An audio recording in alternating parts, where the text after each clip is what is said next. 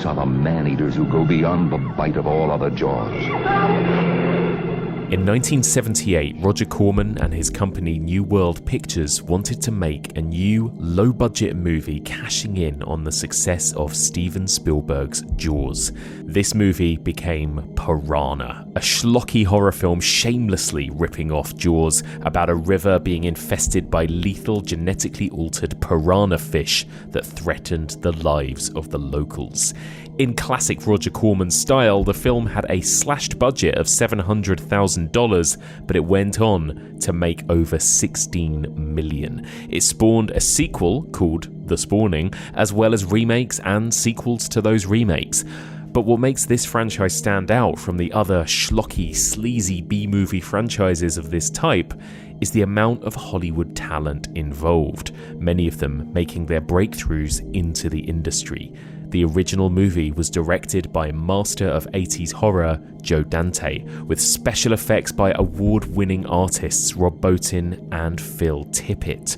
The remake was directed by new French extremity legend Alexandre Aja, and the critically panned 1982 sequel The Spawning was directed by a man who would go on to become the world's most successful and highest-grossing filmmaker, James Cameron. Join me as we continue exploring the evolution of nature in horror and we dip our toe into the world of Piranha.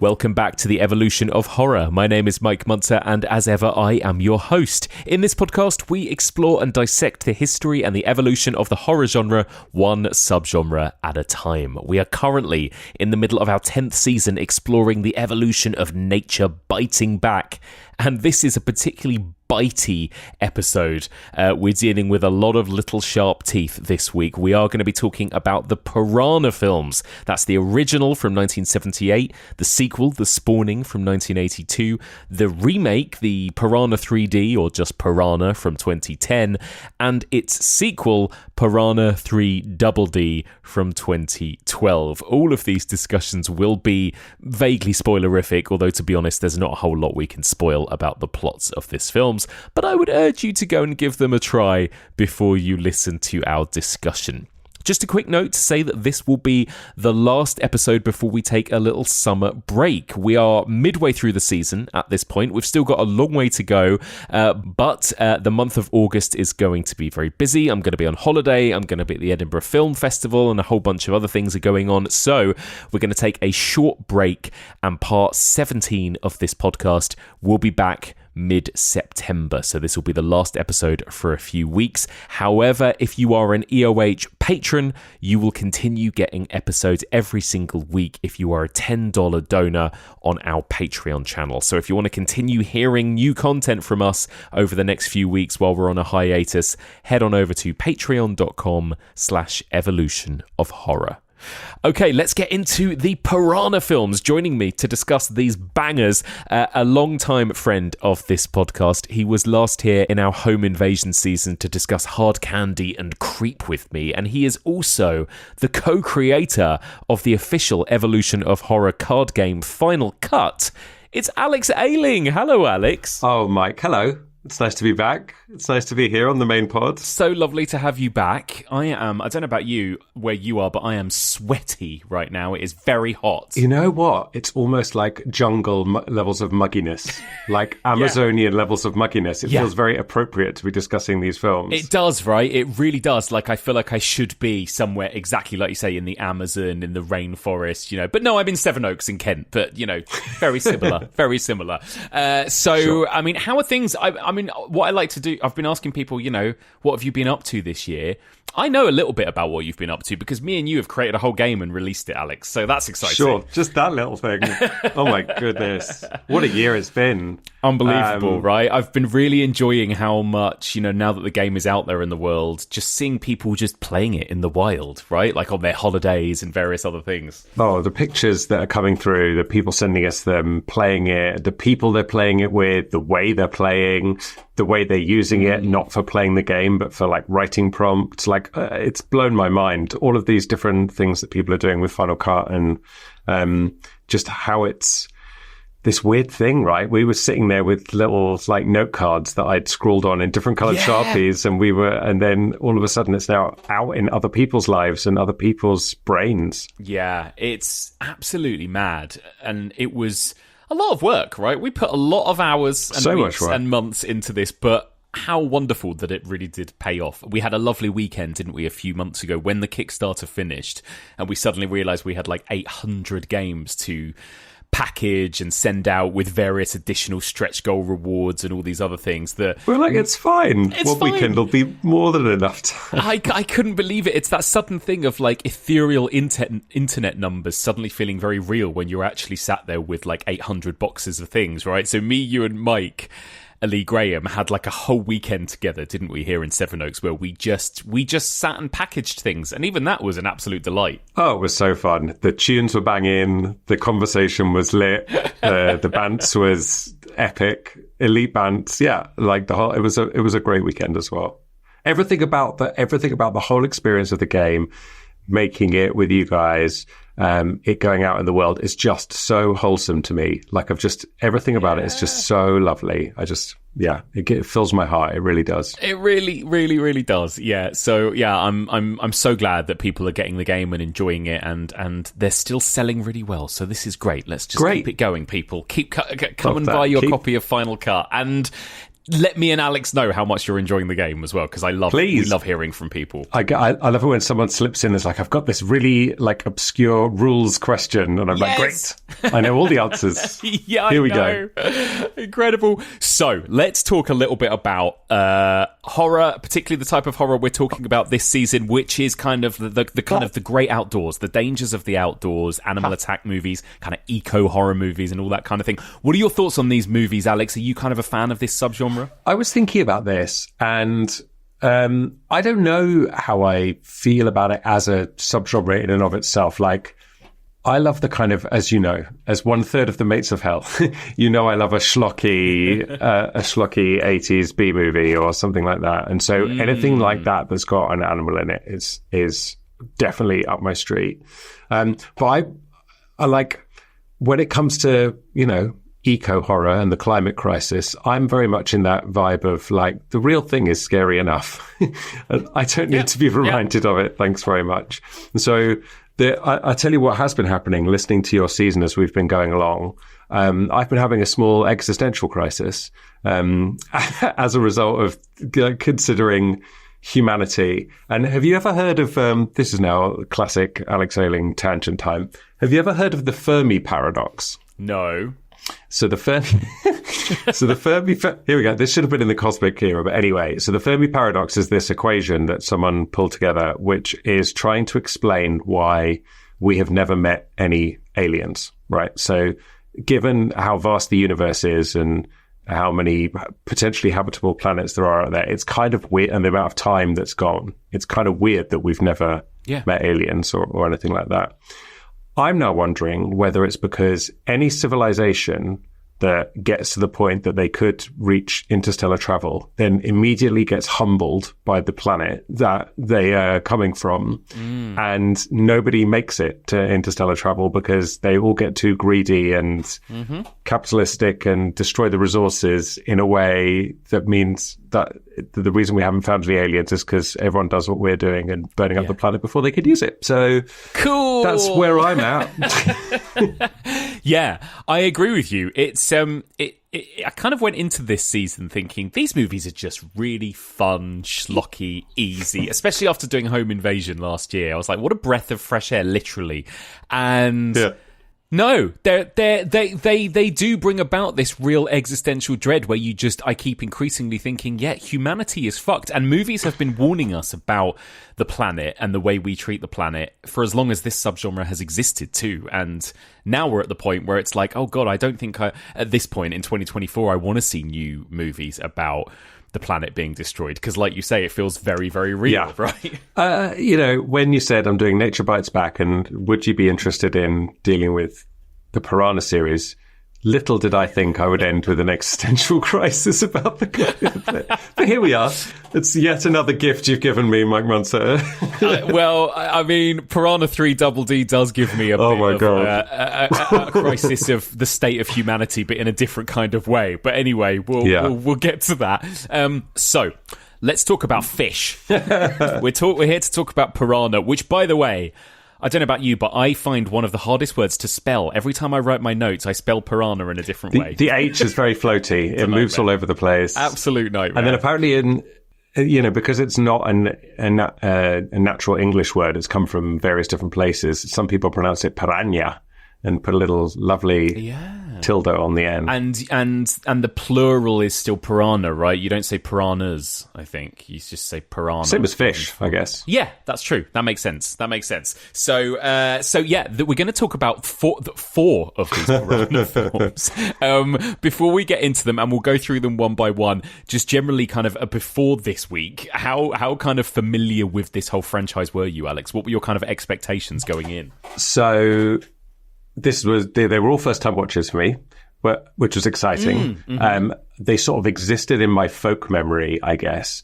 But in as much as I think, I don't know, the piranha feels like a very 80s animal. Do you know what I mean? Or like 80s, 90s animal. It feels like the trope of dropping a cow leg into a river and then all the bubbling and the blood, and it just feels like a thing that doesn't happen so much anymore, but was a big thing. And people would talk about sharks and piranhas in the same breath as if they were equally terrifying and equally dangerous. When obviously people do die from sharks. I'm not sure there's ever been a recorded death through a piranha, maybe a couple, but they're sort of mythologically adjacent in that sense. It's the teeth, isn't it? It's but like, isn't there a thing where you can actually go to pay to have like a foot spa where piranhas like chomp down on your feet? They're not piranhas. Are they not? They would strip all the flesh and the flesh and the flesh. No, these are just eating. There's a little tiny pennyfish that eat the dead skin off your feet. I thought they were I thought they were tiny piranha fish. And I was always like, why would somebody pay to do that? No, that's incredible. I love that for you. Oh my God. I know what you mean about them feeling like a bit of an 80s, 90s kind of an animal. It's a funny thing, but I agree with you. But I was sort of a little bit more familiar. I had seen the original before, Joe Dante's original, and I had seen 3D 2010 Alexandre Aja, but I hadn't seen either of the sequels, I guess, to those two films. So this was a downhill struggle for you. Well, it was a little bit. But what I've always been kind of intrigued about when it comes to this franchise is that despite it being this very schlocky, very sleazy franchise of kind of B movies, there are quite a lot of sort of big names attached, right? Did that kind of affect your expectations for this? Well, certainly behind the camera, I was thinking, This is the most A-list directing cast I think I've ever covered. Joe Dante, James Cameron, and Alexandre Aja. That is and some other guy. Whoever did the fourth one. Whoever that guy was. It's incredible, and we'll talk about it as we go. But even the effects artists involved in the first one, people like Rob Bottin and Phil Tippett. These are now Oscar-winning effects artists. You've got all of the people involved in Piranha 3D, all of the people on camera too, people like Adam Scott and that cast is nuts, unbelievable, and that is kind of a weird joy about all four of these movies. I think, right? It's just holy shit, how many people are involved in this stupid little B movie franchise? Right? It's so interesting. Yeah, and even Piranha 2, which was one of those cash-in ones, still had one of Lucio Fulci's, there's a Mates of Hell connection there, one of Lucio Fulci's, like cinematographers. It was like, it's got a real kind of Italian horror sensibility, that one as well, which was great. Very much so. We will talk about that, but I think absolutely, like, I think essentially, which we'll get into, I think James Cameron essentially got replaced by an Italian director who was uncredited, and you're absolutely right. Like, if you could be watching a Fulci movie, I think, right, with that second one. So, yeah. Okay, well, let's get into it. We're going to go through each of these films chronologically and discuss them as we go. So, let's begin with the classic original, Piranha, 1978. Alex, give us a little brief plot synopsis. Little synopsis, here we go. So, after a teenage couple go missing, an out-of-town investigator called Maggie teams up with a local fisherman and dad, Paul, to try and find them. Instead of finding the kids, though, they find a secret abandoned military research complex, and while draining the pool for clues, accidentally release something into the local waterways. Wouldn't you know it? It was genetically modified piranha, and they were being created as a weapon after the Vietnam War, and now they're heading downstream to the summer camp where Paul's daughter is enjoying her outdoor activities. But will Maggie and Paul make it to the camp in time to save the kids and the counsellors from a watery bloodbath? Oh, lovely. A lovely Alex Ayling synopsis there. I appreciate it. So this was your first time watching it, Alex. What did you think of Piranha? Do you know what? I thought it was a really interesting curio in lots of ways. So I enjoyed it. I definitely enjoyed it. It felt like it was at times like bursting out of itself, like the ideas were bursting out of themselves. And there were so many little tiny things where I was like, what on earth is this stop motion bipedal lizard doing in this movie? Oh my God. Like, all these little... I thought it was going to become a kaiju movie at one point. Yeah. Like, I was like, what's going on? It was nuts to me. But yeah, it's surprisingly subdued. Like, I was expecting it to be more gory and more, you know, higher body count and all of that kind of thing. But overall, I thought, I liked it. I agree. I had a really good time with this film, and I think you're right. You know, obviously it was super low budget. It's Roger Corman. It's got that very kind of like low budget, you know, let's get the movie done in 90 minutes and give you all the beats you need kind of vibe. But I think you're right about that feeling like almost like it's the ambition behind it is bigger than what they could pull off, right? And you can feel Joe Dante's kind of talent and ambition. I think that even though you don't see as much as maybe you see in the sequels in terms of like carnage and bloodshed, it's nasty, right? Like there's something about the vibe, the fish, the way that they made that little noise underwater and everything. Oh, I love that noise. It was so good, right? I actually found myself going, ooh, like in moments. Like I genuinely think it's got a real like edge to it, this movie, that I really appreciated, you know? Yeah, the fish POV stuff is the thing that you get from this that then comes back again and again. And you know, Joe Dante originates it, and I think probably does it the best, because then when future directors try and do it, they make it like the body of water POV. Yes. They make it like it's the entire body of water that's potentially the danger. And this feels very much like stalkery fish, and they do it's just enough like sci-fi, not too much. And the sci-fi is there mainly to cover some plot holes. It's not going beyond itself, you know. Yes, yeah, you're so right, because it's and I kind of forgot about this detail until rewatching it, that it's sort of genetically modified fish because they were made as a weapon for Vietnam or something, right? It's always to do with Vietnam. Any movie made in this era, right? So funny. Totally. But I was really interested in that, not to like you know, we can have a little politics thing about it, because I couldn't tell the point of view of this movie if it was anti-war or if it was punishing hippies, because we're in that weird bit of the 70s where it's like, obviously no one liked the Vietnam War, but then also people were kind of sick of the anti-war protest. The war had finished obviously by this point, but then everyone was dealing with what it meant and all of that. And I thought it was politically ambiguous. That's interesting. Yeah, I think I assumed it was anti-war, basically, in what it was doing, in that, like, almost being quite critical of like, look at what America created here with these piranha fish, and look at how dangerous this is. Also, I guess just like knowing that Joe Dante is so much of that mindset, maybe that was what that kind of like influenced the way I read it. But yeah, I like that. I like that kind of ambiguity. And it's just but also it feels like a very exploitation thing, doesn't it? It's just like an easy kind of B movie, like, oh, the government created this weapon and now it's gotten out, and you know, this is where it got us. And you know what? Maybe that ambiguity is actually like helpful. It's that broadening of your potential audience base, and you know, people can see whatever they want to see in it, and it becomes a Rorschach test of who you are, like how you interpret it. Maybe that's so true. And that's a smart thing to do. It is a really smart thing to do. It's just kind of there in the subtext, isn't it, I think? And when the movie begins, I mean, it's not subtle about wearing its influences on its sleeve, right? You've got this opening scene where a man is dragged back and forth by the piranha fish in the water. Then, as soon as the opening scene is finished, we get a woman playing Jaws, the arcade game, right? Like, it is kind of shamelessly, right, ripping off Jaws, but it's actually being quite open about it. It's kind of like, look, we're doing Jaws, right? But that's what you want. Like, I appreciated the honesty of that and the transparency of that. Listen, Joe Dante, this is his second film, I think. So, you know, this is him pre everything he's about to do, all the incredible culture he's going to bring into the world. Like, why not piggyback off the film that invented the blockbuster?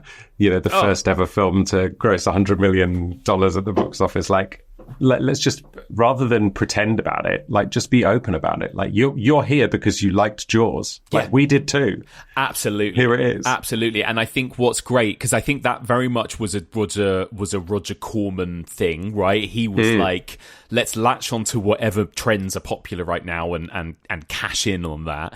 And I think Joe Dante was smart to do it in the way that was like, yeah, we're not gonna patronize our audience by pretending it's anything but that, right? We're gonna give people a good time at the cinema watching another movie that is as insane as Jaws, right? And actually, you know what? Like, as we speak, the biggest movie in the world is Deadpool and Wolverine, and that is doing exactly the same thing. That is like, here is like 20, 30 movies that you've done that we know that you like. Here's more of the same. But actually, we're going to tell you, and we're going to reference it, and we're going to be transparent about it. And because of that, like, I know we haven't talked about that film, but I liked that kind of honesty about it and the heart that came from that. Just being open with the audience rather than just another cookie cutter, like, oh, it's another guy it's another orphan with dead parents and he's sad and gonna avenge crimes, like whatever. Yeah, no, I've heard good things about that film, in that it kind of feels like it's very much almost just like in dialogue with the fandom and is quite open about that, which is, I think that's fair enough. You know, those sorts of movies aren't for everyone, but those movies exist for the fans, right? And if they do right by the fans, I think that's also really valid. What about Joe Dante then? Now, we've discussed together Gremlins, haven't we? A long time ago. We did. A long time ago, we did a little Christmas bonus episode together. Like, what? Probably about 5 years ago now. It was pre-COVID. I was going to say it must be 5 years ago because we were in that little cupboard in the BFI. It might even be 6. It might be 2018 we did that. That was a very long time ago, which is insane. My goodness. We exchanged Christmas presents and then we discussed Gremlins. Gremlins 2. It was very sweet. Very wholesome day we had together. But we didn't even talk about Gremlins 2, actually. We only really did Gremlins. Like, we're yet to talk about Gremlins 2. That is a glaring omission. Do you know what, as well? Like, and I messaged you this the other day. I was like, do Gremlins and Gremlins 2 count as Nature Bites Back? Because maybe I need to add that I think they do. Yeah. Can I come back? Of course you can, Alex. Of course. But yeah, Joe Dante. What do you think of him generally as a director? Like, I think, especially in kind of genre circles, he is kind of considered quite a titan of the genre, isn't he? You know, absolutely. And also, you know, our mutual friends Josh and Becky interviewed him once, and apparently he's just a really lovely guy as well, just genuinely nice and really happy to talk about things. And I love it when I hear stories about Hollywood people who are just nice people as well. Because that is a town full of people who aren't nice. And so when you do hear about them, it's is great. But yeah, I mean, the gifts that he's given us. Oh my God. And what he's really good at, I think, is like he's clearly a movie fan, right? Like he was part of that school of 70s directors like Toby Hooper, Wes Craven, but even outside of the genre, people like George Lucas and Steven Spielberg, right? These kind of like bearded 70s directors who grew up watching and loving kind of 50s movies and old Hollywood, and they kind of come into the industry as kind of movie fans. And I think you really feel that about him. Like there's a lot of love and reverence for Hollywood and old Hollywood, I think, in his movies. But he's also really good at pulling off a kind of comedy horror balance, isn't he? Like, that's a hard thing to get right. But most of his films, you know, they're going to be fun, right? He doesn't make any super scary, super serious movies necessarily, but they're always a good time. And they understand the grammar of horror and comedy, which in fact are very similar. Like the grammar of them. Oh yeah. And it's all about timing, right? And setup, and when you deliver the punchline or the denouement or whatever it is. And he is a master of that. And he's a master of tone as well, like having the right tone at the right time. And Gremlins is the perfect example, right? Like Gremlins, people always say like, oh, Gremlins, like that's the first horror film you should show to your kids. I'm like, it's fucking terrifying. There's some really scarring images in that.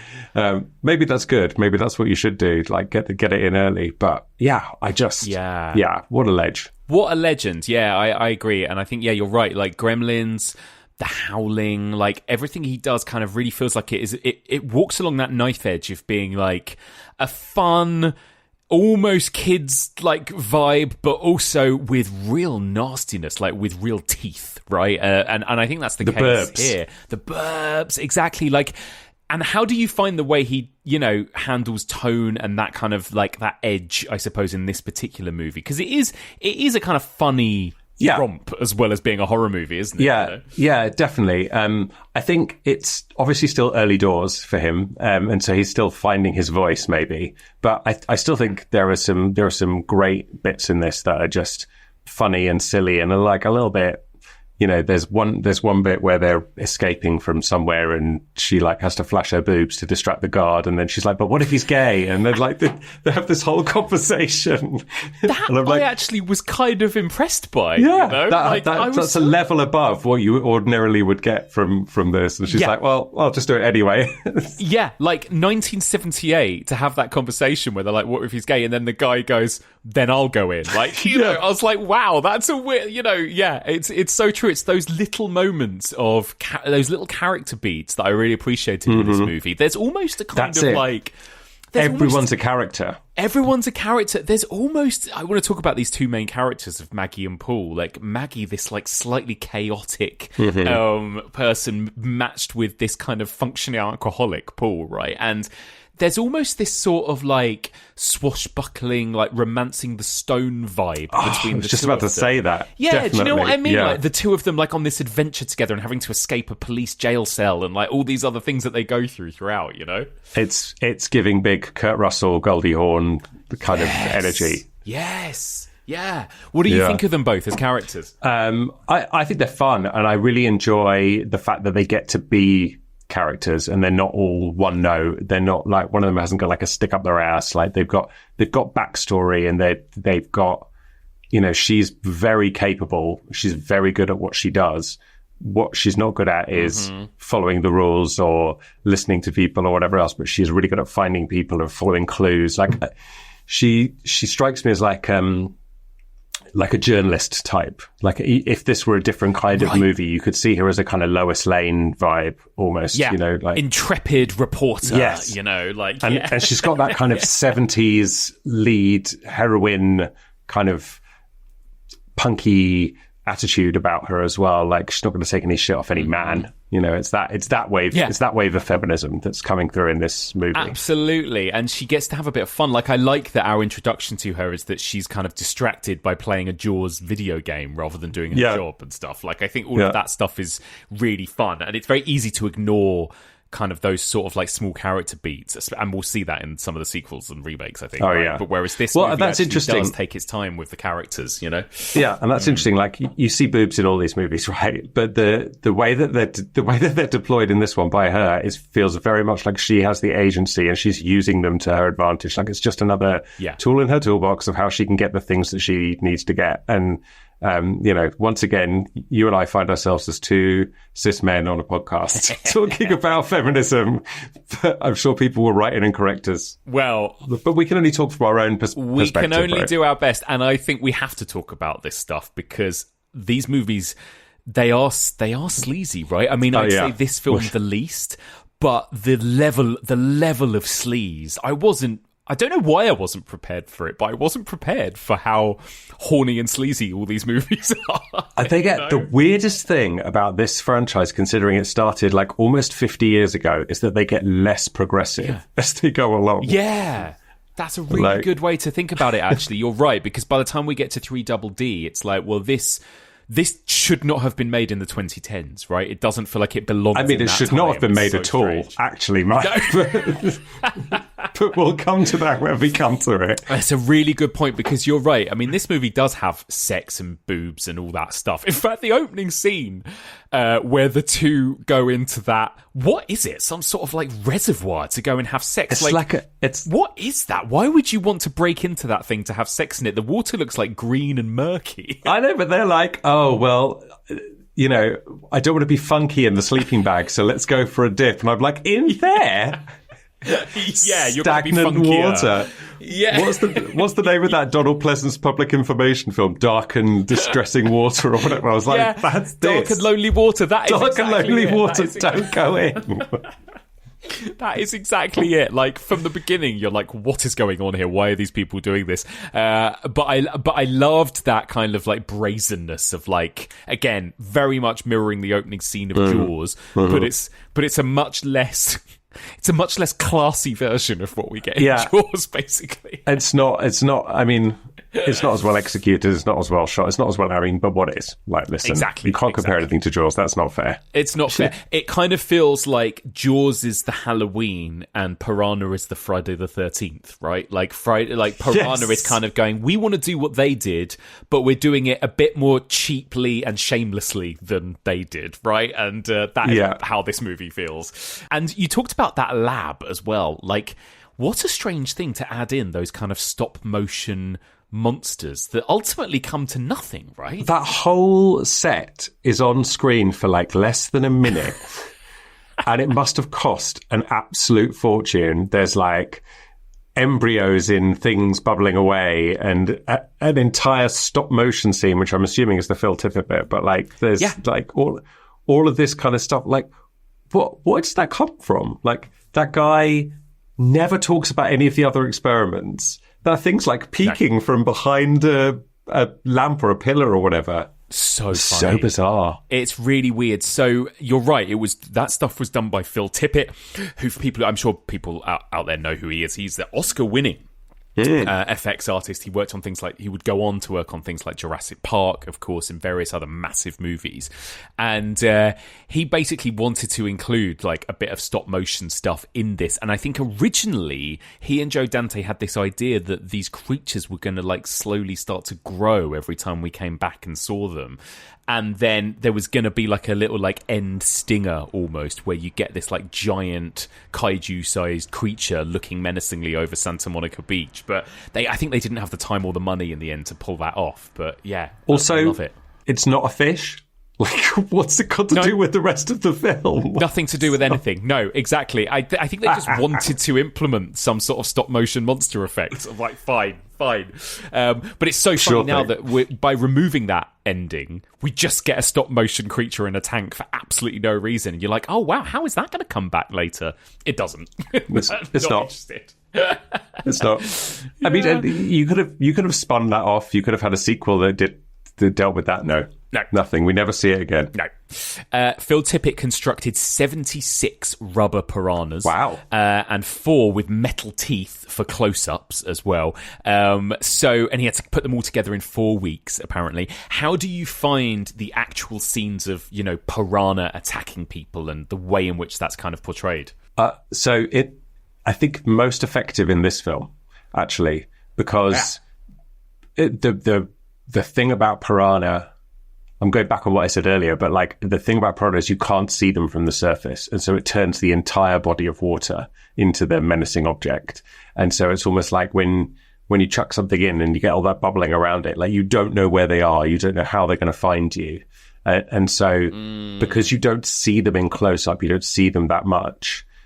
That works really well for me because it's the effect that they have on the people that you're focusing on. Whereas in later ones where you can see them all individually and they're like winking at the camera effectively and there's like the whole shoal of them and whatever else, it feels less mysterious. And you're like, oh, well, they're over there. Whereas if you're standing on the edge, you're like, I don't know where they are. And that's like, because every film tries to do that thing where someone's feet are dangling in the water and are they going to get bitten or not? And like that's genuinely scary if you don't know where the piranhas are. But if you've seen them all and if you're in a clear blue lake or whatever, it's just a lot less scary than in this film where they're quite covered up and it's like a mass. Like, is it 1? Is it 20? Yes. Like, it's not an individual thing. It's like they're acting as a pack. I agree. I think it's the most effective, even with all of the visual effects budget that they have in the 2010s versions.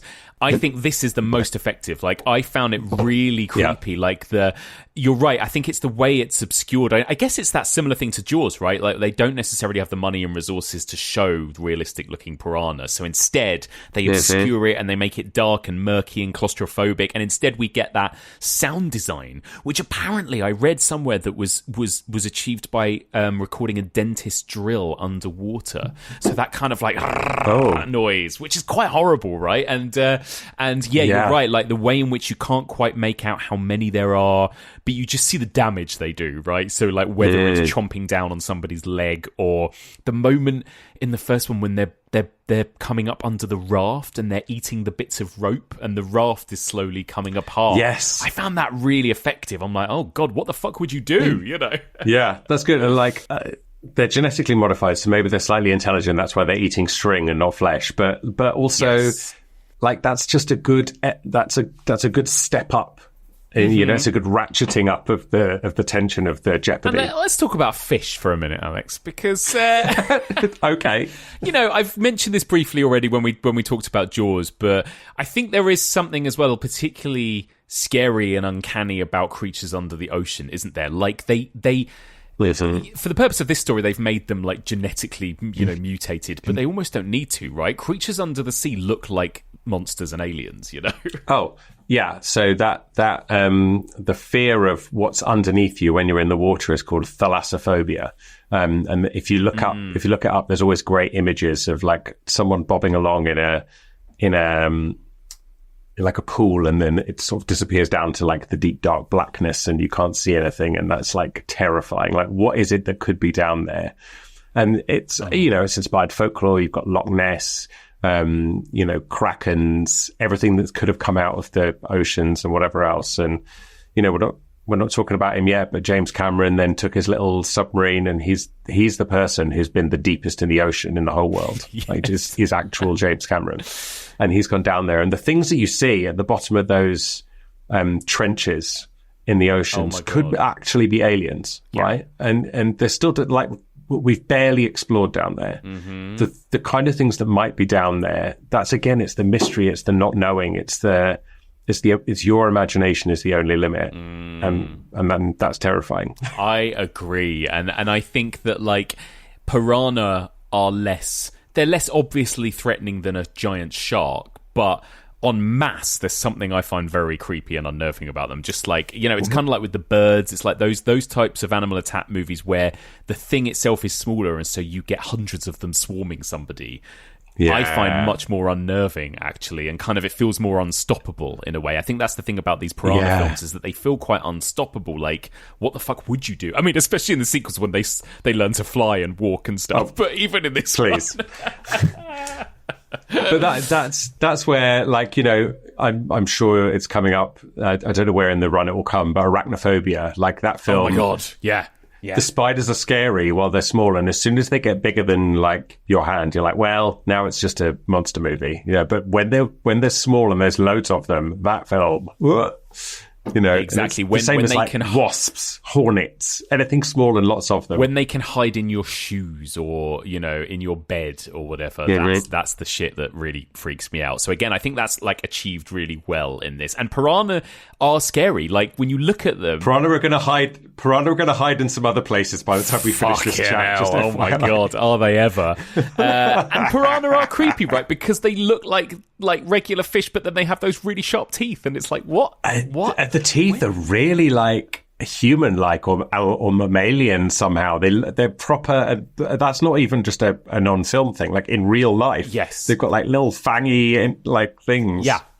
Again, like I feel like I'm always saying this, but they're xenomorphy, right? And I know that's obviously where the xenomorph was designed to look like lots of real creatures, and that's just what I always think of. I'm like, oh, it's a xenomorph alien, like that's what it is.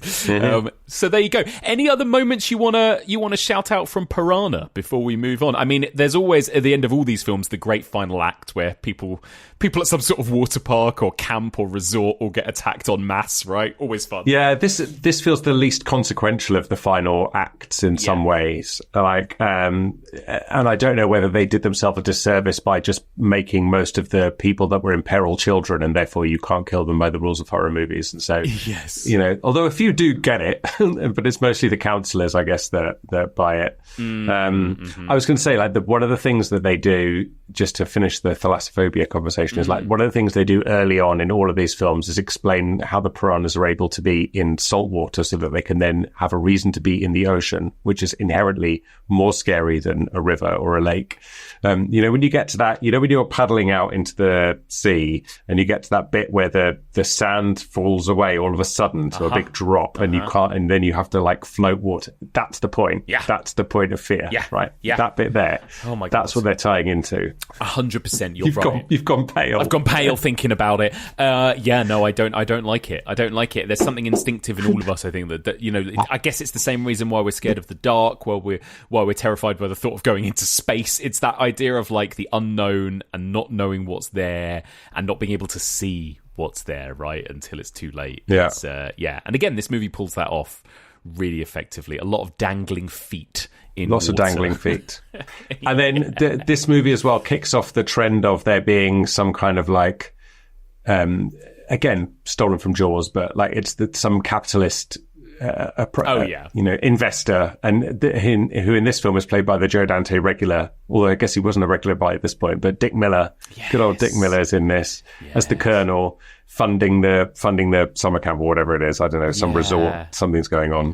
But yeah, that then becomes a trope that gets repeated in the future. How do they defeat the piranhas in this one? Is it toxic waste? I've completely forgotten how they... I think it is, right? Industrial waste. Yes, that's right. And you've got Barbara Steele as Dr. Menges as well, who's another kind of like villainous character as well. Always great to see her on screen from lots of Italian like classics, of course, like Black Sunday. Doesn't she just like break the fourth wall right at the end? She literally looks at us, I think, at the end. Incredible stuff. I love it. There is nothing left to fear. Oh God, it's so good. But the film was such a hit, right? I mean, like, it was made for I think 700,000, and it grossed $16 million domestically. So like, good for them. I'm pleased. Yeah, I know. Good for Joe Dante. Good for Roger Corman. You know, like. And it is a really fun. It's a fun watch, I think, and maybe since watching the others, this one has gone up in my estimation. Oh yeah, do you know what I mean? Absolutely. Like, give the people what they want, but be smart and funny about it, and you know, That's why Roger Corman got it. It was like, I'm just making entertainment. Yeah, like I'm making fun things. Like it doesn't. Not everything has to be Proust, you know. And I think you're right by, you know, what you said at the beginning, that it feels quite big. You know, it would have been very easy for them to make a very, very simple bunch of people in a pond or in a reservoir or on a riverboat. But there are so many elements to this where you've got the military, you've got the scientists, you've got our lead couple, you've got the police, you've got the kids' summer camp thing. And like, there are so many like parts of this story and so many characters, right, that it kind of broadens out to. So again, it's admirably ambitious, I think, in that way. Yeah. And actually you get that in the second one as well. I feel like everyone's in their own movie in the second one, actually. Yeah. Like everyone's acting in their own thing, but at least they've all got a character and they're allowed to have a character, and it feels like it's been thought through in that sense.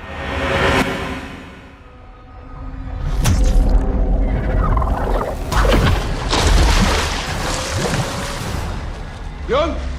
Stop playing around, man. Just get up. I'm not playing around. There's something in the water. What do you mean there's something in the I water? don't know. There's just something in the fucking water. That was a little clip you just heard there from, of course, oh my god, Alien Romulus, which is finally coming out in cinemas this month, and that is what we're going to be covering on Patreon this month. I am going to be at the Edinburgh Film Festival, for its premiere. If you're at Edinburgh, by the way, please do come and say hello. I'm going to be there throughout the whole festival from the 15th of August to the 22nd. I'm going to be hosting a special UK premiere screening of Oddity, which, by the way, is the scariest film I've seen all year. Really excited to watch that with a midnight audience and host the premiere of it. Please do come along to that if you can. But I will also be there to watch the UK premiere of Alien Romulus, and I will be reporting from the festival over on Patreon with my thoughts on many of these movies. And I will also be discussing the new Alien film with my Fresh Blood co-hosts, Steph, Brad and Becky, and we'll be covering that this month in August as well. So if you want to hear our thoughts on Alien Romulus and a whole bunch of other exciting new horror films we've got coming up, then sign up to our Patreon, patreon.com/evolution of horror. $5 per month will get you a whole back catalogue of hundreds of episodes, and you'll continue getting new episodes every month. Or $10 will get you access to our exclusive mini-seasons and franchise retrospectives, and you will receive a new episode every single week, even while this main feed is on a hiatus. But everybody who signs up to our Patreon, no matter what tier, will get a little shout out on the main feed as a thank you. So speaking of, I'm going to give everybody who signed up in the month of June a special thanks. So a big thank you to Andrew Woodley, Gail Shankly, Peter Melbin, Jane Linder, Liam, Jess Wells, Jennifer Diaz, 6 and 7, Geordie, Sean Sanchez, Catherine Ossie, Matthew Fredrickson, Holly S, Rebecca Orton, Marco, Anthony James Lee III, John Logan, Stephen Adams, Catherine Desai, Kate, Evan Dupe, Katie Z, Holly Keys, Chris Felon, Amanda, The Great Car, and James Rendell. Hello, James. A big thank you to all of those people for signing up to our Patreon in the month of June. And one more time, if you want to join them and get treated to regular bonus content and more, then sign up now. Patreon.com/evolution of horror. That's patreon.com/evolution of horror. All right, Alex, we've got 3 more movies to discuss, so we should move on. Let's talk about Piranha 2, The Spawning, right, from 1982, 4 years later, directed by James Cameron. Alex, what's this film all about? So, a few years after the events of the first film, the piranha have adapted to the salt water of the ocean, and the humans have gotten a lot hornier. The action moves to a hotel resort around the time that they celebrate the spawning, the first full moon after the spring equinox, when the fish all swim up on the beach to mate. But this time, instead of the fish getting caught and eaten, it's them that will be munching on a broadcast of hotel occupants that would make the White Lotus proud. The survival of the guests, and possibly all of humanity, rests in the hands of dive instructor Anne, her overly familiar son Chris, and estranged boat cop husband Stephen. Oh, and P.S. the fish can fly now. Yeah, just by the way, BT dubs. That is incredible.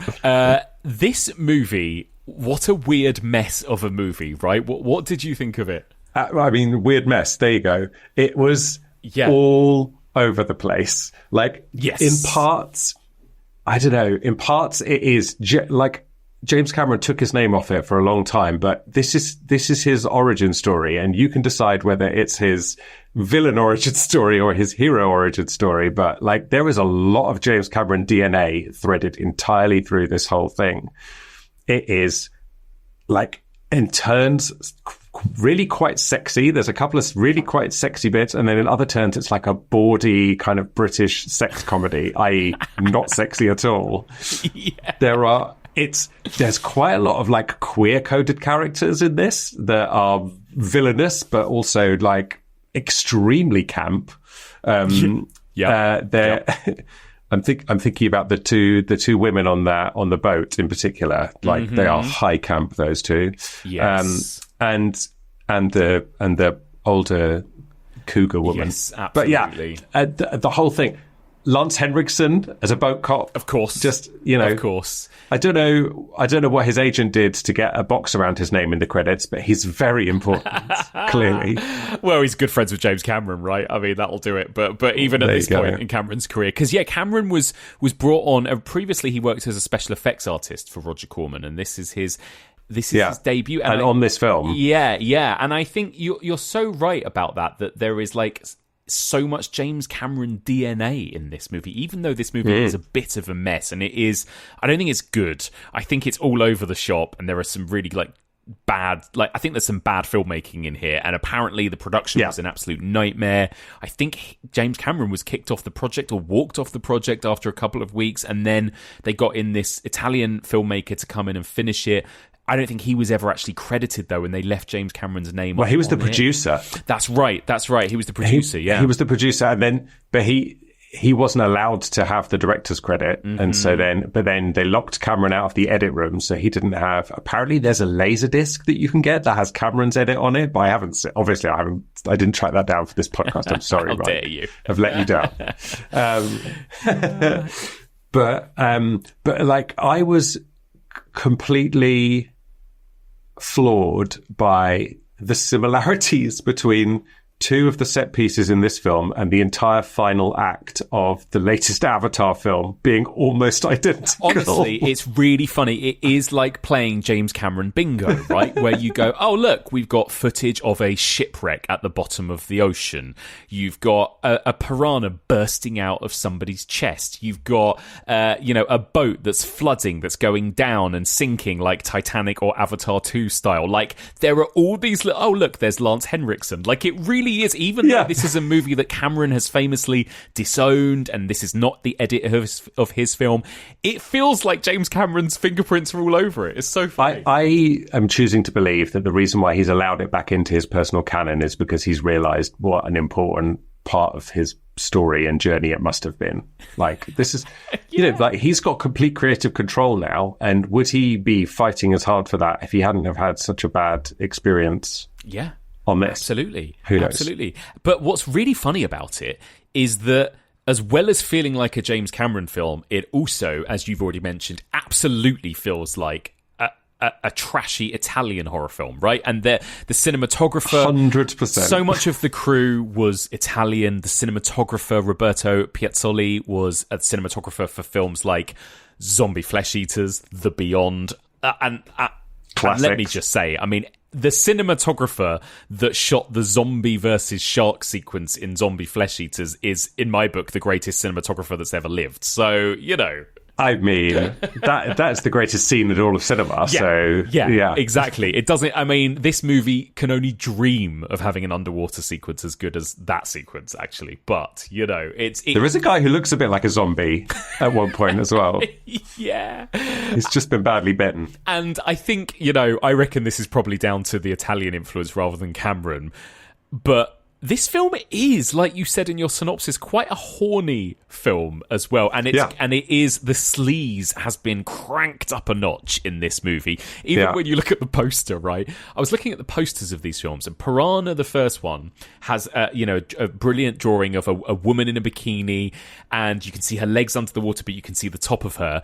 And then the second movie does away with the top half of the woman. You don't see her face; it's just an arse and legs in the water, right? And I'm like, that almost just kind of sums up the difference between this movie and the previous one, you know? Just a lump of meat. Yeah. But yeah, you get the classic horny couple want to go and have sex underwater. What is everyone's obsession with wanting to have sex in the ocean in these films as well? Because I'd be paranoid about all kinds of things personally. You know? Not least because they're scuba diving as well. So not only are they underwater, they're a long way underwater.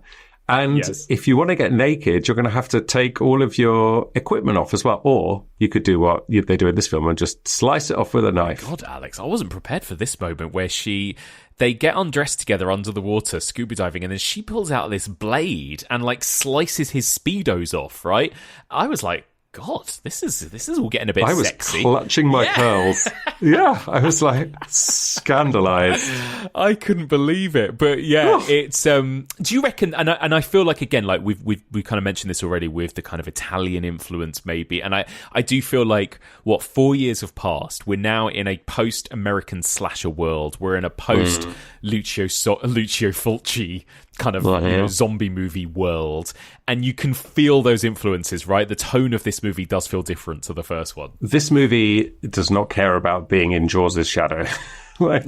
This is not going after that crowd. This is not going after the blockbuster Jaws crowd. This is going after the B movie, like exploitation crowd. Exactly.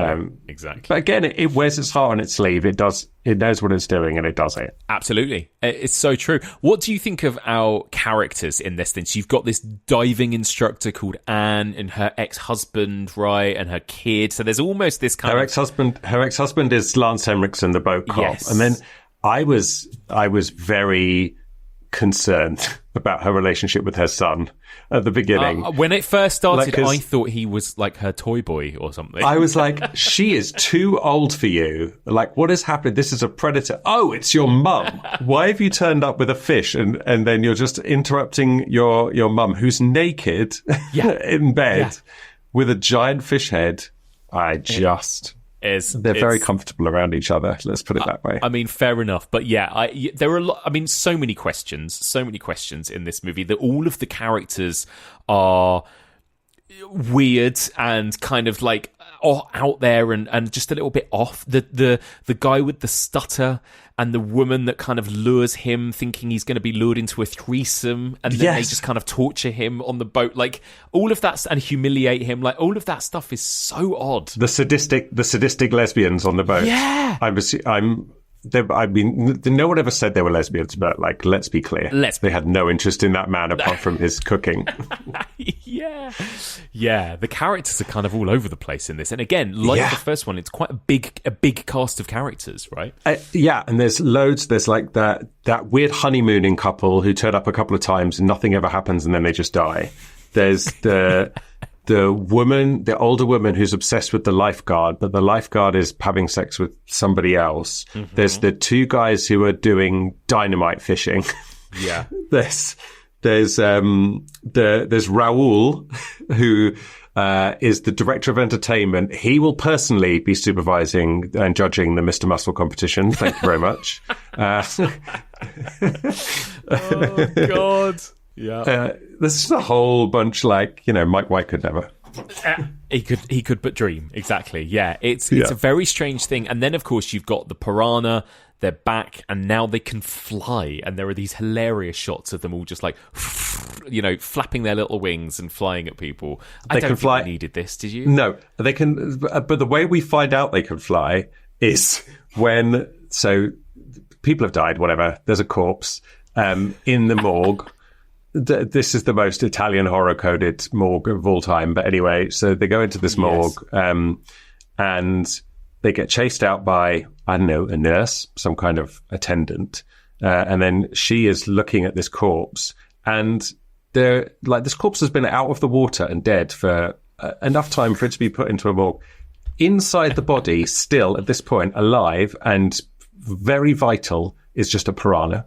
It's just hanging out inside the chest cavity. It then bursts out and then flies through a glass window off to further adventures somewhere else. Who knows where?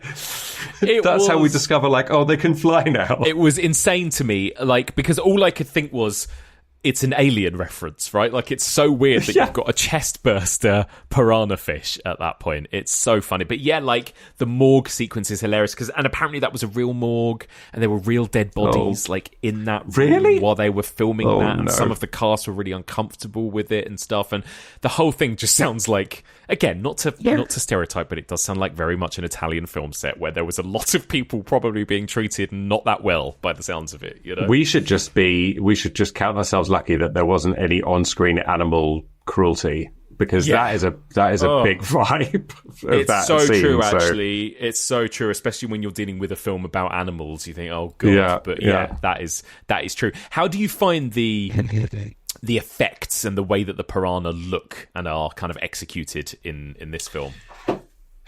So I can see what they're doing. I don't like it. No. Like, it's too much. You can see too much, and they think that by showing more, it's going to be more scary. But the opposite is true. To the point where, I mean, this happens in this one, and it happens in Double D. There are literal glove puppet piranhas in the final act. It was just like like a sock puppet, but with teeth. I agree. They look particularly... I do this all the time. I'm on a podcast. I can't do hand gestures. People can't see, but I'm doing a hand gesture. He's doing a proper hand puppet. Like emu kind of like hand puppet. And like that's a great reference to your American listeners. Yeah, sorry about that. But yeah, like it does, because like we said about the first one, you know, like there were lots of rubber fish in that one, but I think Joe Dante did a good job of kind of shrouding those, you know, with the filmmaking. Whereas with this, you're right, we see like full on rubber sock puppets in this version. Yeah, and the wings and the flying around, and it's too much. So it loses it. So not scary at all, you know. Not scary. Not particularly great. Not particularly well written. It's not great, is it? And it is generally considered like one of the all-time kind of turkeys. You know, it's been in lists of, you know, the worst movies ever made. There was Tim Healy wrote a book in 1986, the world's worst movie, and the film was like listed as a strong contender.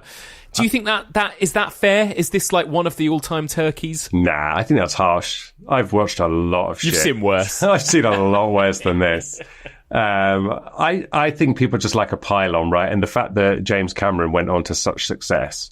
I think that's what it is, right? It's the fact that James Cameron's name is attached to it. Well, yeah, he's directed I think Avatar is still the biggest grossing movie of all time, right? So it's just, and Titanic before it was that, and, you know, like he's one of the most successful filmmakers of all time, if not the most successful filmmaker of all time. Yeah. So it's just fun to pile on. Like, I think that's all it is. Absolutely. But no, this is perfectly serviceable. Like, if people want a list of bad horror movies, then listen. Go to my letterboxd. You'll see a lot. Just look at all of the stuff that Alex has had to watch for brain rot and Made from Hell, because you guys have done what now, about 21 we just did our 21st. Yeah, and some of them, like, I just think to myself, I'm not going to sit down and watch this. Like, I'd rather just listen to you talk about them and not have to watch. We've watched it, so you don't have to. Yeah, exactly. Yeah.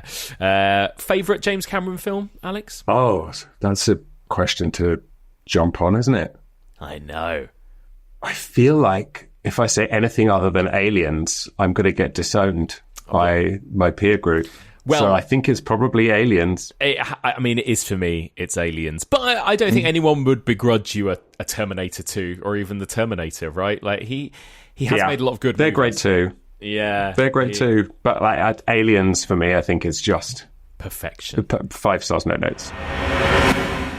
Now comes the point of the episode when I thank our Kickstarter backers for helping us to create Final Cut, the official Evolution of Horror card game. Me and my co-host from this week, Alex Ayling, and our colleague Mike Lee Graham, the three of us spent so many months and weeks prepping and creating this game, creating the designs, the gameplay, testing it, workshopping it, tweaking it, running that Kickstarter campaign. We put so much work into it, so we could not be more grateful for all of the wonderful people that backed the project and help make this game a possibility and bring it to life. So I want to say a huge thank you to the following 30 people. A big thanks to EMCD, Michael Noller, Anne Bartholomew's, Mina, Faye Collier, Liam Cox, Ryan N, Sophie Lyons, Niall Sheehan, Stephen Mitchell, Matthew, Daniel Hallett, Elizabeth Baker, Janosch, Matt Martin, Michael Turner, James Colebrook, Mavanda, Jennifer Trudrung, Scott Culpepper,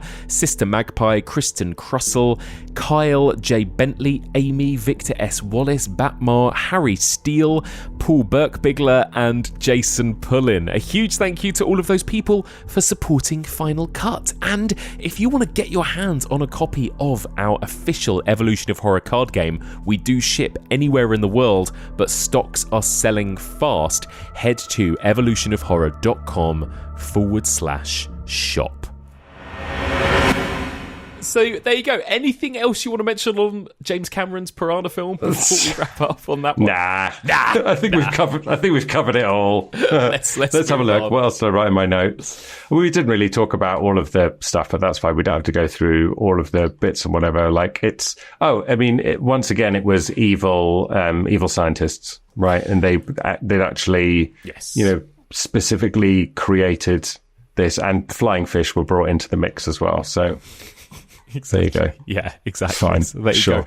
go. The movie did not do well, unlike the first one. It was a box office flop, and that kind of put an end to the Piranha franchise as we know it, right, for a long time. There was a remake that came out in the mid-90s, a made-for-TV remake in 1995, which apparently was also awful. We're going to gloss over that one and not let's pretend that didn't happen. We'll pretend that didn't happen, and we'll cut to the much more commercially successful Piranha, or Piranha 3D, as it was called in cinemas, from 2010.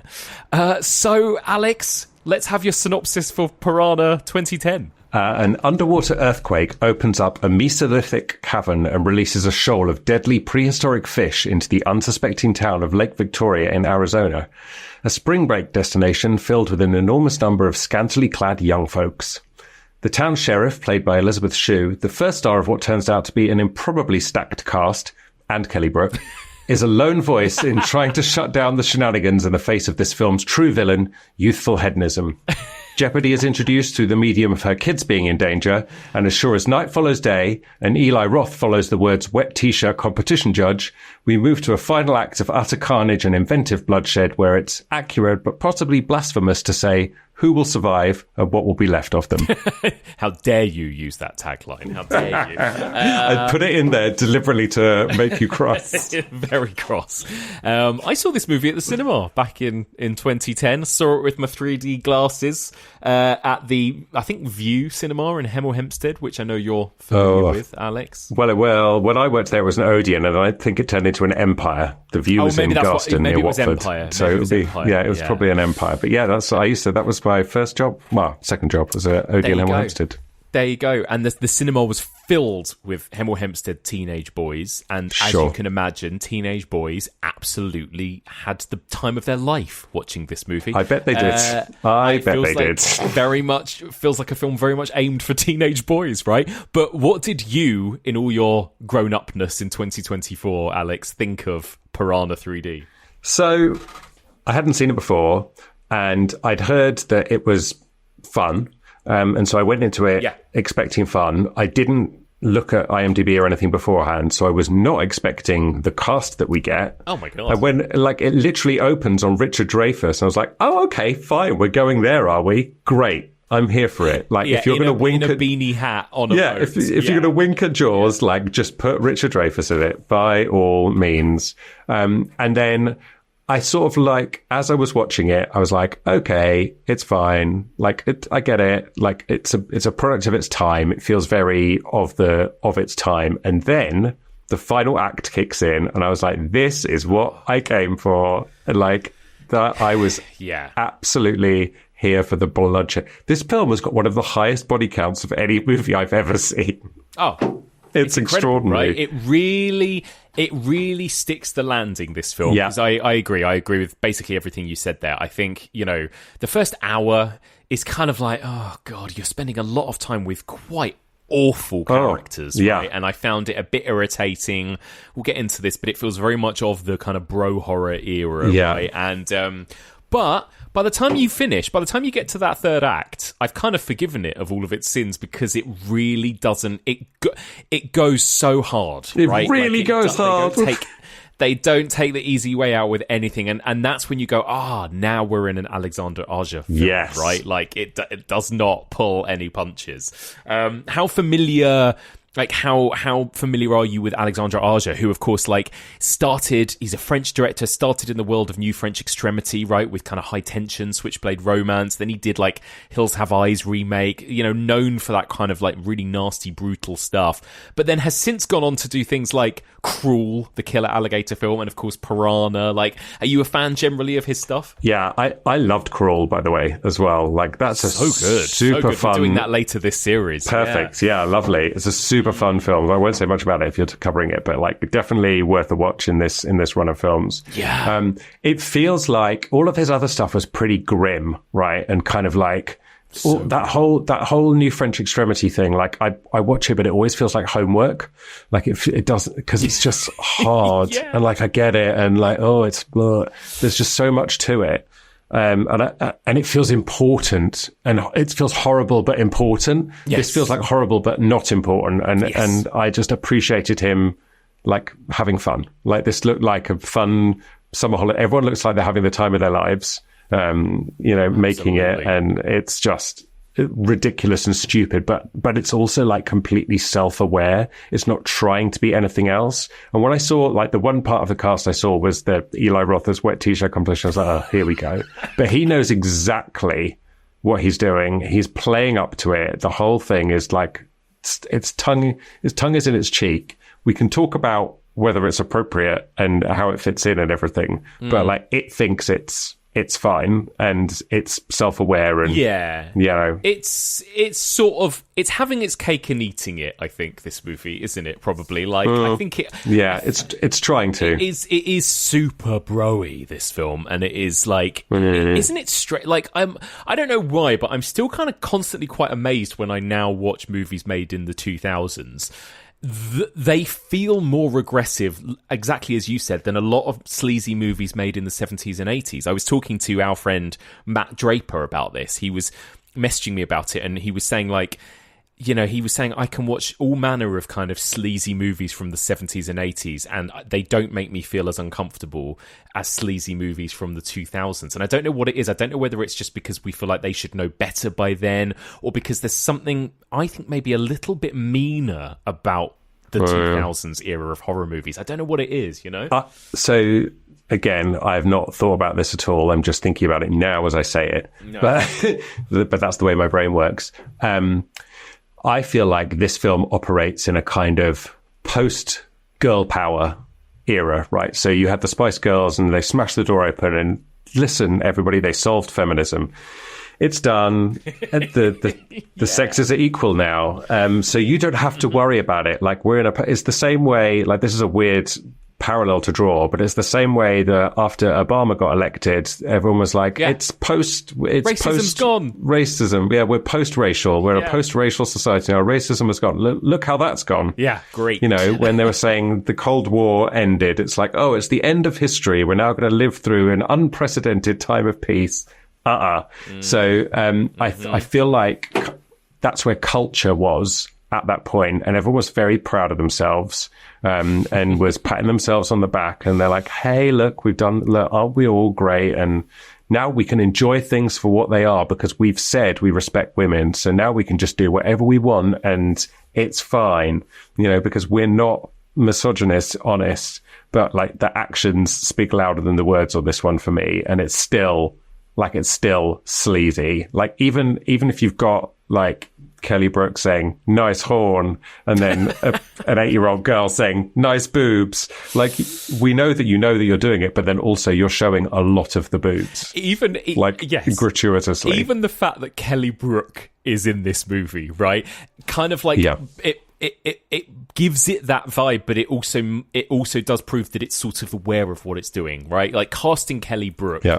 And you mentioned, we were talking about this over message. I was saying it has a kind of FHM nuts kind of vibe about it, and you brilliantly said it's loaded coded, right? Which it's loaded coded. It's loaded coded, which is a perfect way to put it. Like, even more so when we get to the sequel, of course, but like even in this movie, like, yeah, it brings me back to that time when I was a teenage boy and I had a poster of Kelly Brook on my wall. I mean, I did too. Yeah, in my university house. You know, this is we're all embracing a different. Yeah. We're all embracing, you know, our past selves, healing. Exactly. But it's so funny, like that long extended sequence of just Kelly Brook and another naked. Oh, it's the Riley Steele, right? Who is a porn star. Kelly Brook and Riley Steele swimming together and making out underwater for an extremely extended sequence while men like watch them through the glass at the bottom of the boat, right? Oh my God. I texted you. So I live in a lovely leafy suburb,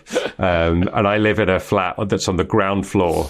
And the rest of my family weren't home. So I was like, I've got to watch 2 Piranha films. I'll watch 3D and then 3DD. So 3D was on. It was like early evening. It was still light outside. I had the blinds, the window open. And it was at this point during the extended nude balletic underwater scene, I was like, I'm going to close the blinds. I don't think the neighbours' kids need to see this at 7 p.m. on a Wednesday. Yeah, exactly. Yeah, definitely. I felt so seedy. I was like, oh no, draw the blinds down. It does feel seedy. Like, it's just horror cinema and cinema has changed so much since the 2000s. It's mad. It feels weird watching this movie now. Not to say that this movie isn't really fun. It really is fun. And it does have its tongue firmly in its cheek. And I'm all for a bit of sexiness and horniness in these horror films. It's absolutely fine. It's just this particular brand of like horny teenage boy wants to get his end away movies that were so huge, like that kind of American Pie super bad kind of wave of road 2000s. trip. Road trip. It feels so much firmly rooted in those sorts of movies, doesn't it? You know? Yeah, and listen, I know you can argue about intention and impact and all of that kind of stuff, and I don't think anybody making this film had bad intentions or was setting it out to be deliberately ogling or horrible or whatever. Like they were thinking like, let's make a film for teenage boys and this is what the culture wants. And I can see how that happened, right? It's sort of like, I'm not saying it's good, harmless, innocent fun, but like, I don't think anybody set out to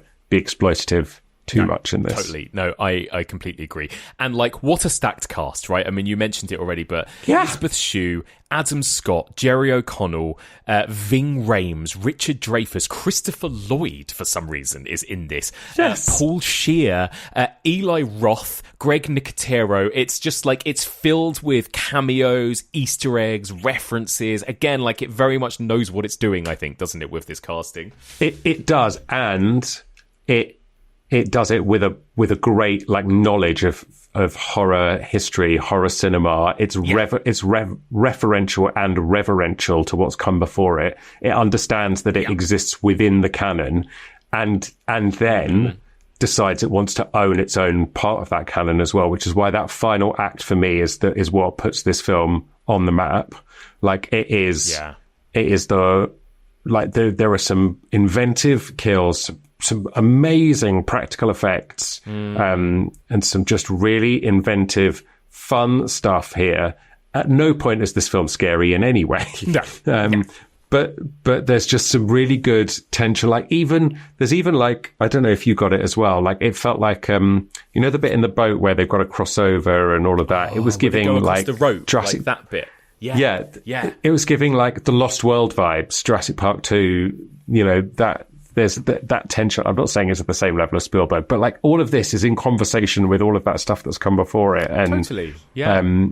You can, it therefore, in my mind, gets forgiven a lot for a lot of the other egregious stuff because of that. Absolutely. It, like, the set pieces, particularly in that second half of the film, are really fun, really good, right? Like, I loved all of that stuff. I loved the gore as well, that Alexandre Aja gore, where you've got, like, when Jerry O'Connell's heinous character is, like, eaten away at by the piranha, and he's just this kind of, like, husk with, like, all of his flesh missing. I think it's picked up. Yeah.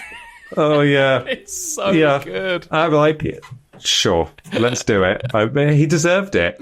And then, of course, you get the part where then the piranha coughs out his literal penis and fires it at the screen in 3D.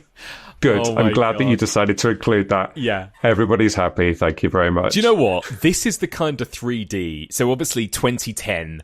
there was a massive wave. Do you remember this? The massive wave of 3D movies that we were getting. Obviously, you know, going back to James Cameron, we were in a post-Avatar world here. And you were getting two types of 3D movies. You were getting this kind of like Avatar-style 3D that was like a little bit more subtle, and it was more about like giving a film a bit of depth and stuff. Immersive, like, yeah. And then you had My Bloody Valentine in 3D, Final Destination in 3D, and Piranha in 3D, right? Which was just like, let's throw a severed dick at your face in 3D. Yes. And that was more my jam. I was into Absolutely. There's a point in this film where someone like vomits directly into the camera. I'm like, sure, let's go. It's so good.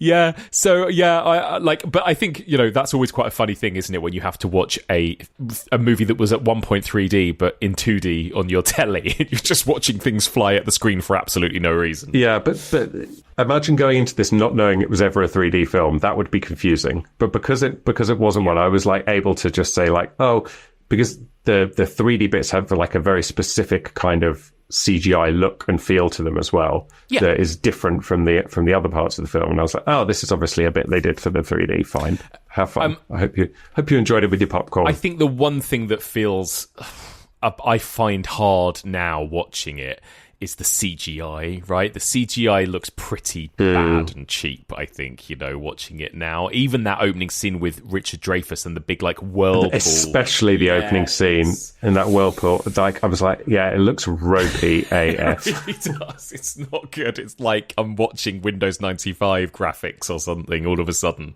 you know? But I do like the use of colour. Like, I love the moment when he goes underwater and is chomped and the water turns red and my Philips Hue telly turned my entire living room red at those moments when there was the kind of massacre, which I was really into. Yeah, but that's from Joe Dante. Like, he did that in the beginning. Absolutely, yeah, absolutely. You know? So it's all there. It's all there, paying tribute to the original, isn't it?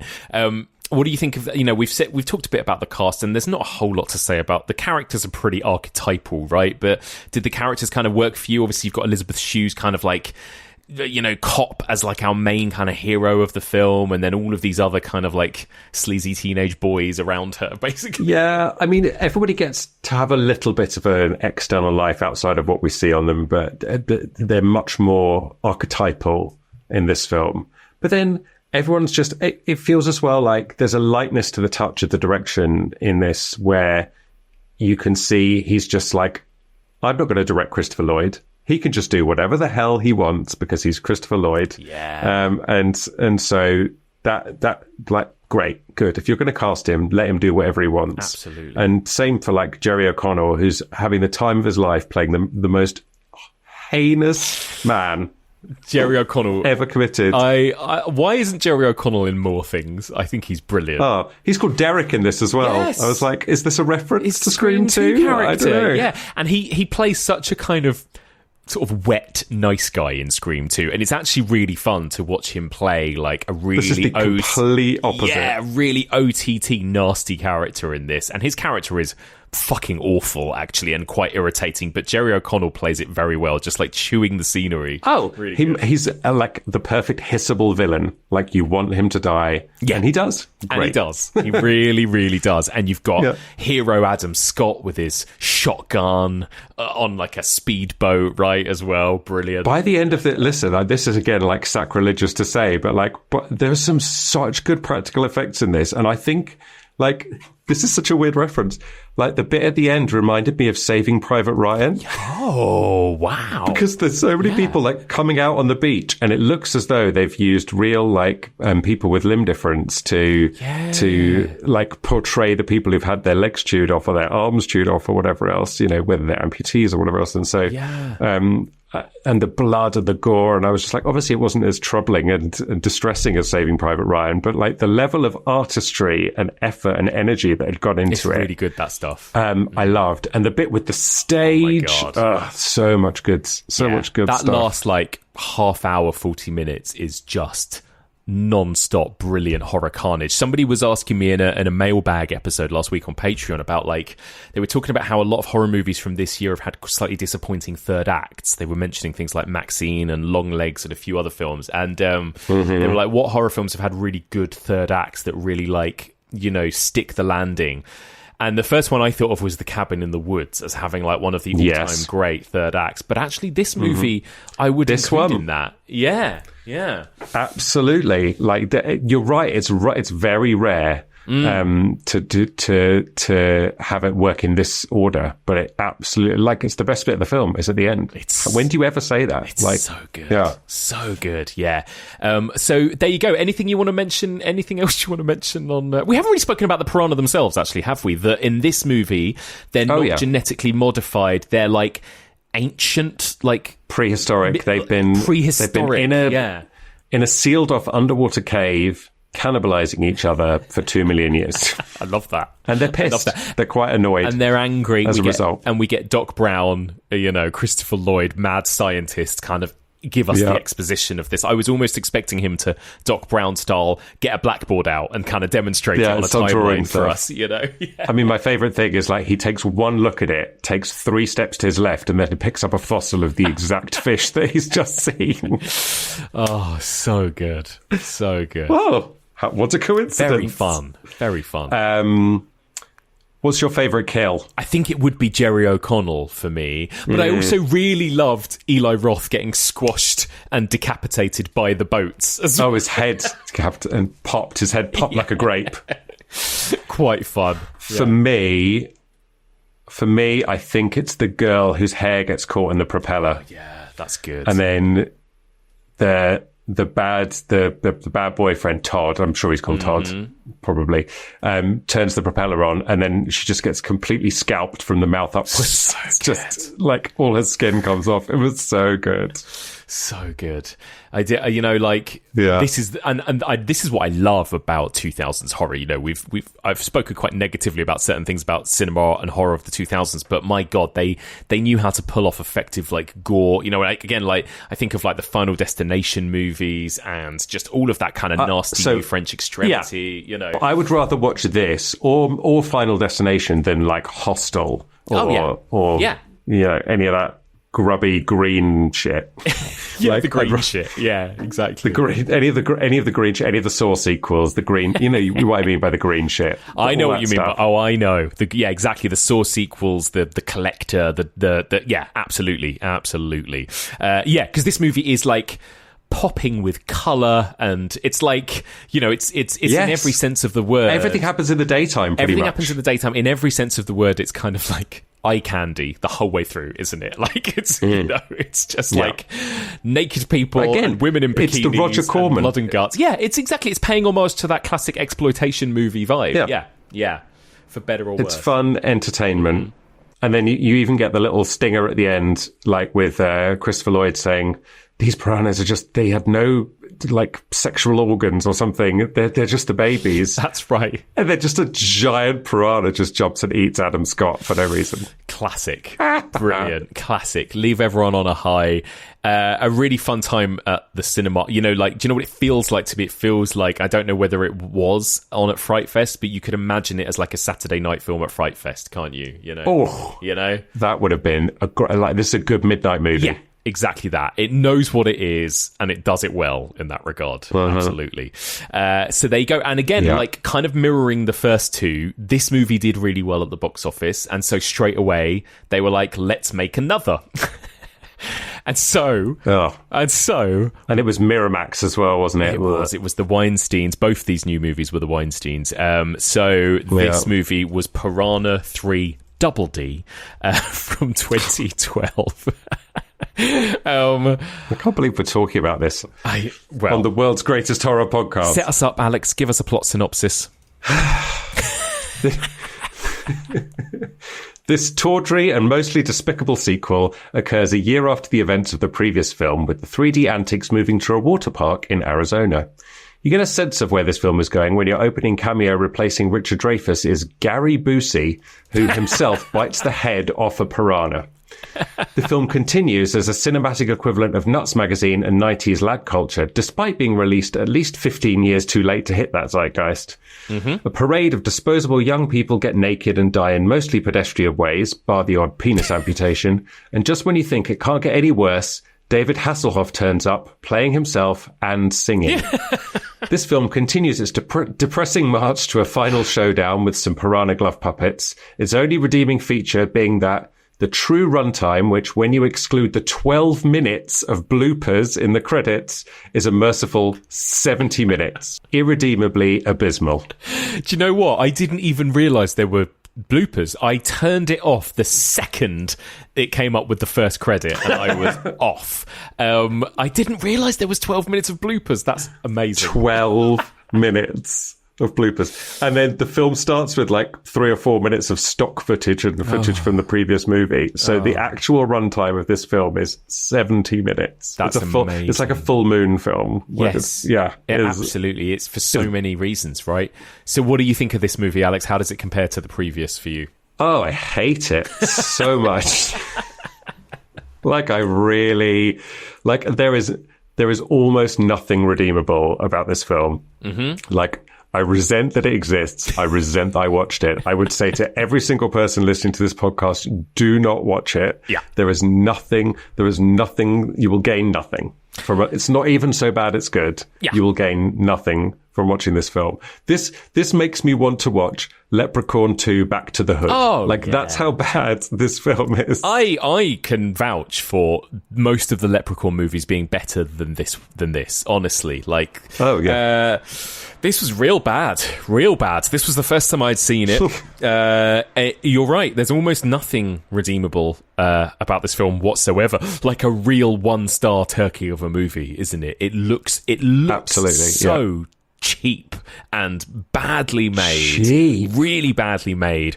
The characters are heinous. They've really amped up that kind of teenage boy sleaze to the point where, like, I mentioned, like, the previous film felt like it was very much made for a teenage boy audience. This film feels like it was made by a teenage boy, basically, right? It's like, it's awful. Oh, this is not just a teenage boy.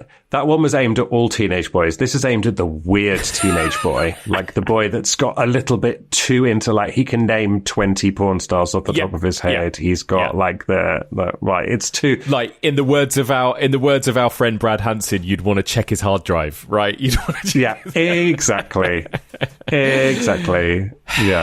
Yeah, it's not good. This is directed by John Gulager, sure, who I'm not really familiar with his other output. He has also directed the Feast movies, Feast from 2005, Feast 2, Sloppy Seconds from 2008, and Feast 3, The Happy Ending from 2009. I mean, just hearing those titles alone, right? And then he also directed Children of the Corn, Runaway from 2018 as well. Listen, these feel like this is all very, I'm going to get Brad on the phone. It's a red flag filmography.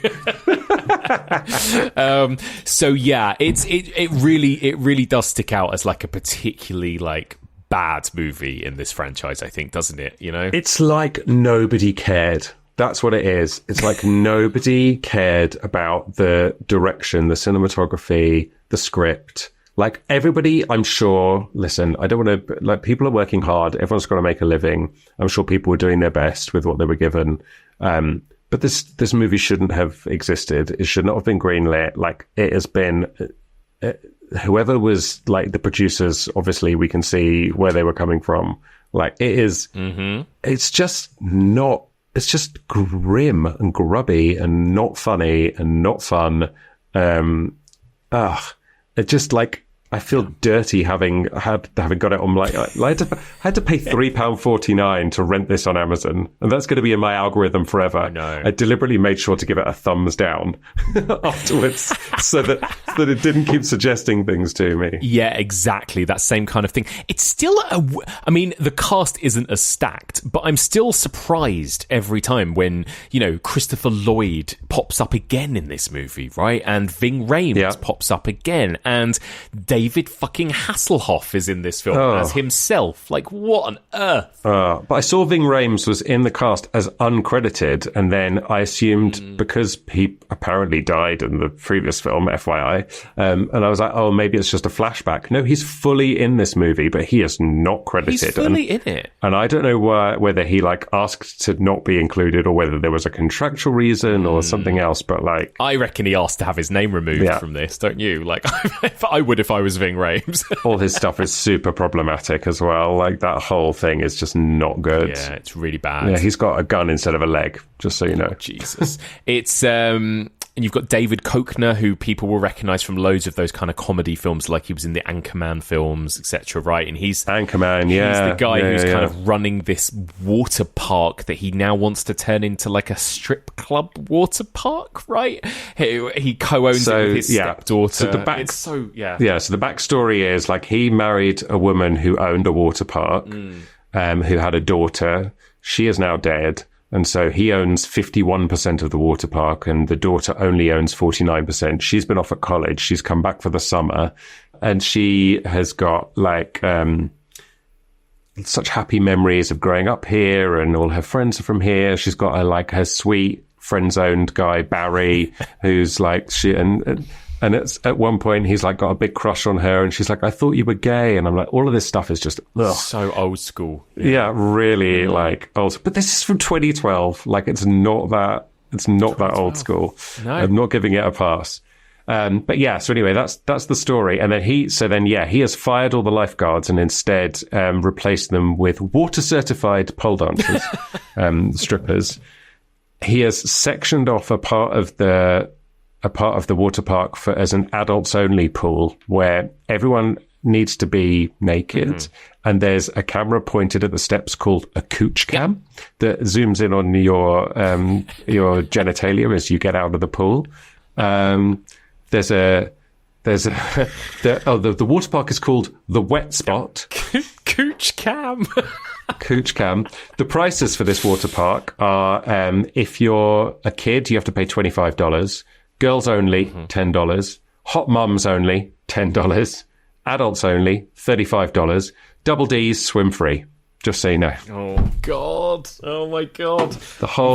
The whole thing is just awful.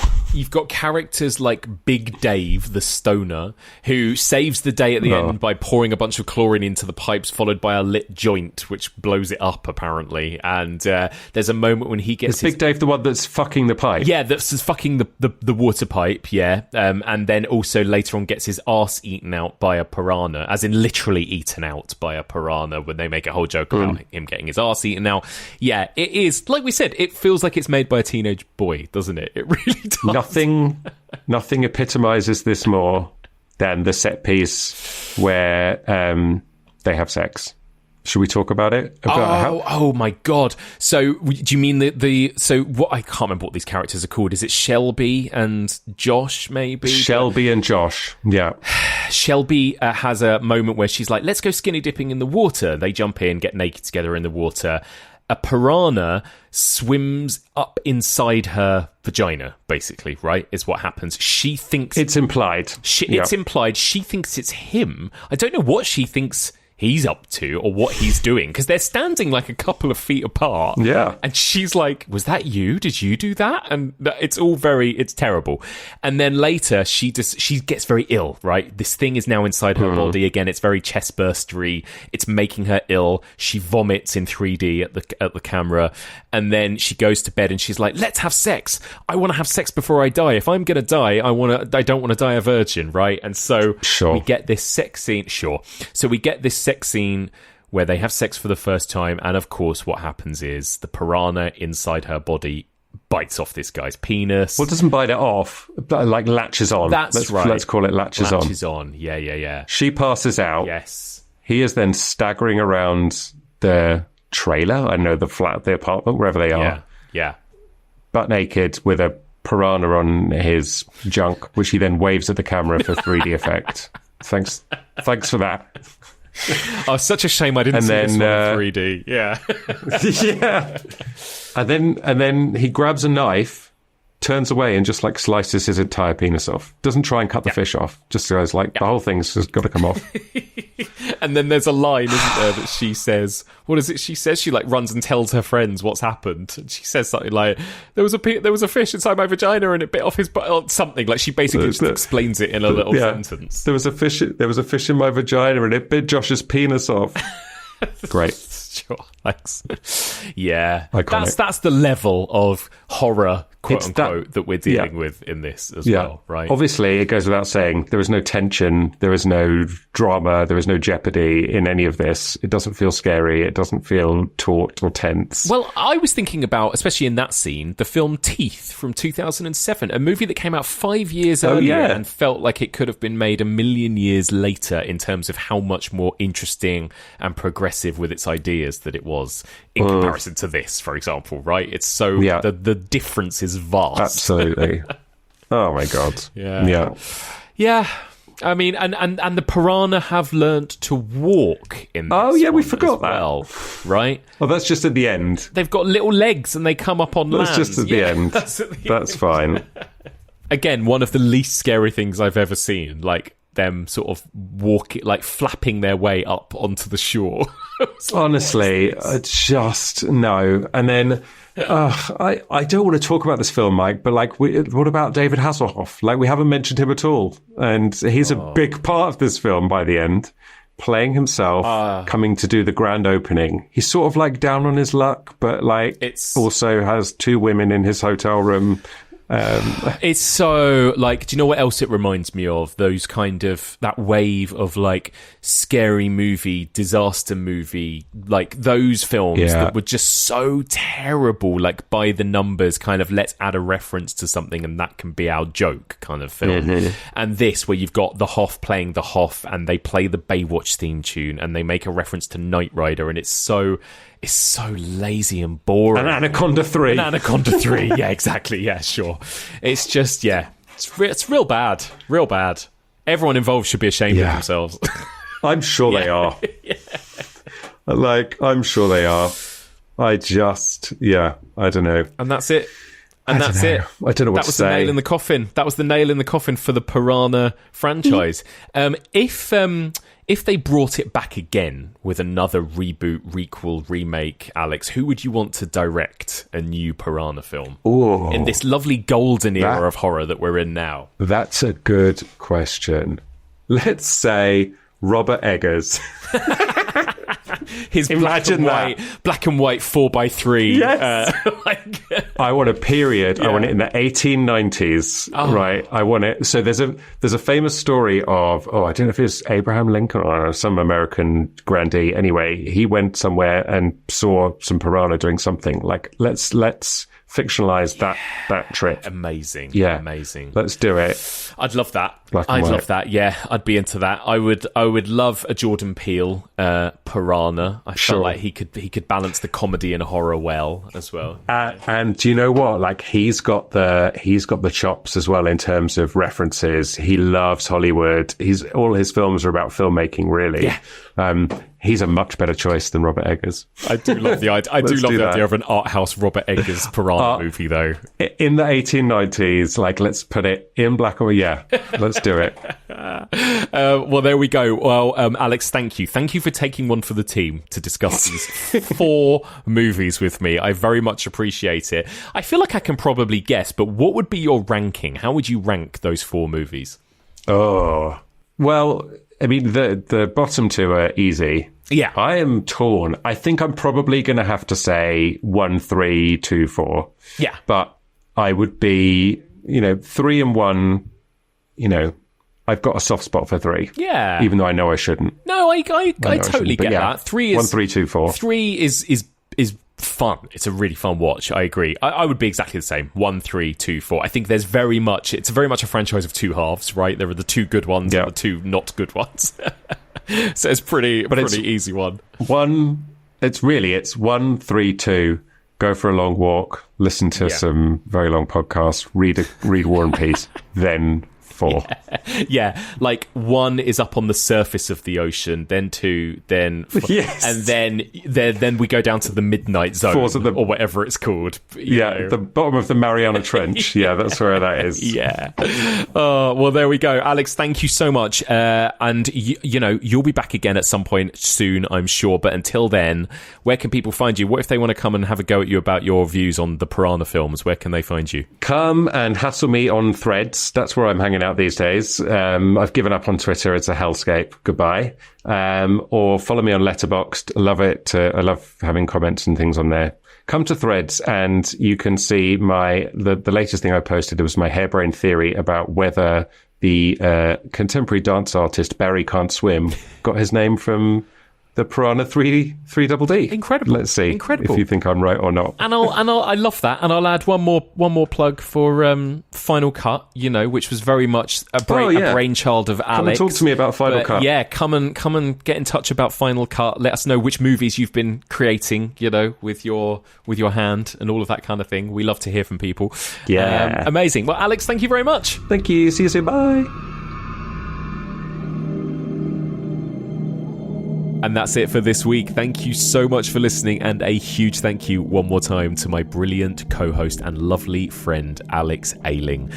I loved discussing those movies. What an absolute treat. What silly, sleazy, schlocky little films they were. I had an absolute blast with them.